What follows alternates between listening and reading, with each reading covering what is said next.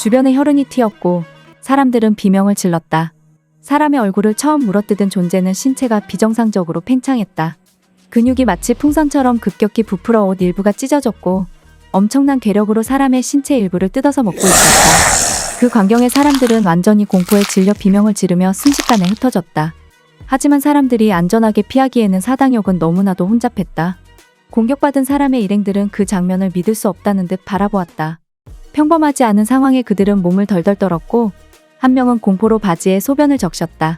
결국 떼어지지 않던 발걸음을 겨우 떼고 그들은 도망가기 시작했다. 잠시 후 사람을 뜯어먹던 존재는 주변을 둘러보며 새로운 표적을 찾았다. 그리고 정신없이 도망가던 한 여성에게 달려들었다. 여자는 살려달라고 외쳤다. 여자는 필사적으로 피하려고 했지만 자신을 향해 달려든 존재는 너무 빨랐다. 여자는 비명을 지르며 도움을 요청했지만 자신의 팔이 그 존재에게 물리는 장면을 목격해야만 했다. 주변 사람들은 두려움에 서로를 밀치며 넘어지며 도망쳤다. 무슨 소리지? 임 교사는 친구와 부추 삼겹살을 맛있게 먹고 나오는 길이었다. 그런데 갑자기 사람들의 비명과 혼란스러운 소리가 들려왔다. 자신과 반대 방향으로 달려오는 사람들을 피하면서도 정의감이 있는 그는 소리가 나는 방향으로 조심스레 다가갔다. 뭐야 이게?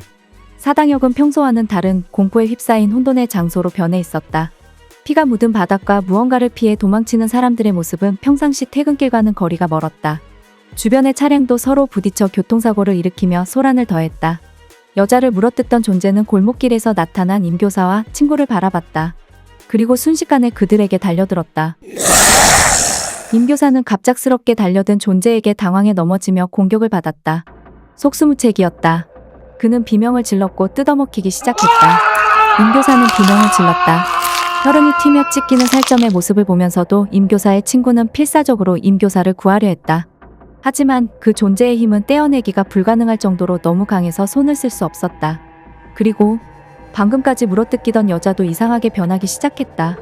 그녀의 몸이 뿌드득 뒤틀리더니 비정상적으로 팽창하며 근육이 부풀어 올랐다. 약물을 과다 복용한 여자 보디빌더의 모습처럼 부풀어 오른 여자는 임 교사의 친구를 공격했다. 갑작스러운 공격에 친구도 비명을 지르며 저항했으나 소용없었다.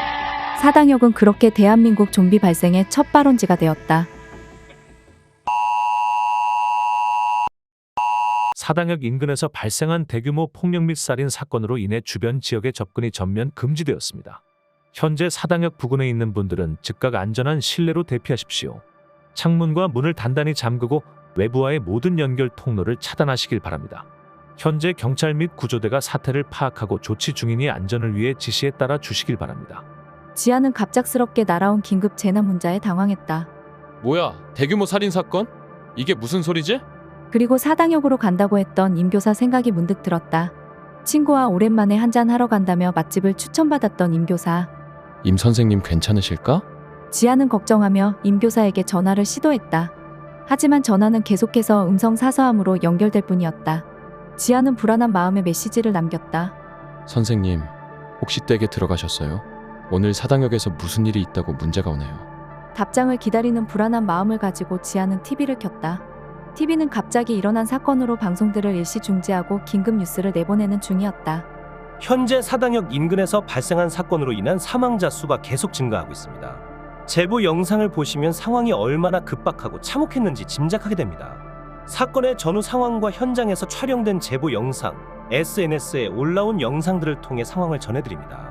건물 위에서 촬영된 것으로 보이는 영상은 사당역 주변 건물 중 하나에서 촬영된 것이었다. 지아는 사당역의 지리를 어느 정도 알고 있어 어느 건물인지 짐작할 수 있었다. 응? 지아는 눈을 믿을 수 없었다. 영상 속에서는 사람들이 다른 사람들에게 덤벼드는 모습이 보였다.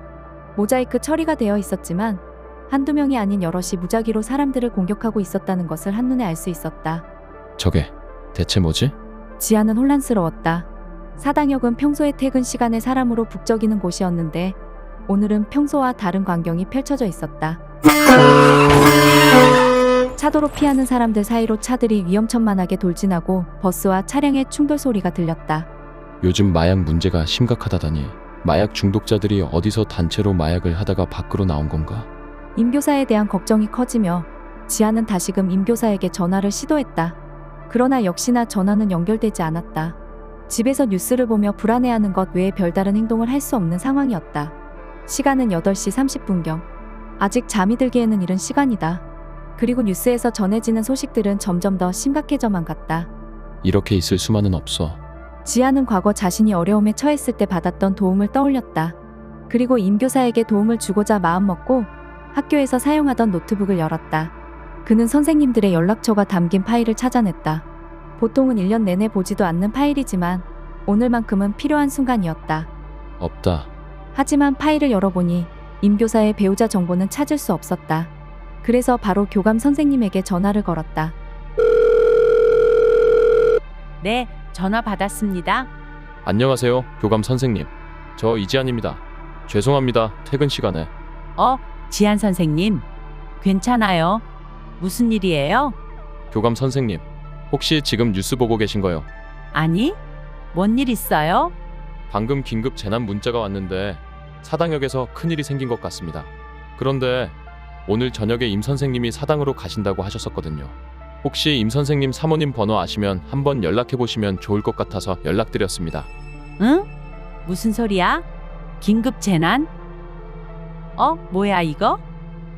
알겠어요, 지한 선생님. 지금 연락처 알아보고 한번 연락해 볼게요. 지아는 전화를 끊고 임 교사가 무사하기를 간절히 바랐다. 동시에 사당역에서 벌어진 사건의 실체가 무엇인지 더 많은 정보를 얻으려고 인터넷을 돌아다녔다. 그는 소셜미디어와 영상 플랫폼에서 실시간으로 올라오는 자료들을 살펴보기 시작했다. 사당역을 검색하자마자 무수히 많은 영상이 검색 결과에 나타났다. 심지어 라이브 방송도 있었다. 이게 뭐야? 원래는 마약 중독자들의 폭력 사건 정도로 예상했던 지안이었지만 화면 속 상황은 그를 경악하게 만들었다. 이건 그런 류의 문제가 아니었다. TV에서는 모자이크로 볼 수 없었던 실제 모습들이 영상에서는 생생하게 드러났다. 사람이 사람에게 달려들어서 피부를 물어뜯고 있었다. 정확하게는 물어뜯어서 먹고 있었다. 이건 좀비? 좀비 같은 거야? 지아는 또 다른 영상을 찾아보았다. 그러다 찾은 영상에서 한 사람이 다른 사람을 공격하여 물어뜯은 후 그 피해자가 다시 일어나 다른 사람을 공격하는 모습이 명확히 포착되었다. 영상 플랫폼의 알고리즘은 지속적으로 관련 영상을 추천해 주었고 지아는 라이브 영상 하나를 주목했다. 강남 좀비 사태라고 적힌 라이브 영상. 사태는 이미 사당역을 넘어 강남 지역까지 퍼지고 있었다. 그때였다. 긴급 재난 문자가 다시 울렸다. 긴급 사당역 및 강남 지역에서 발생한 유사 광견병 사태가 수도권으로 확산 중. 모든 시민은 즉시 안전한 장소로 대피하시고 외출을 자제하여 주십시오. 부득이 외출 시 노약자는 보호자와 동행이 필수입니다. 추가 정보는 지속해서 알려드리겠습니다.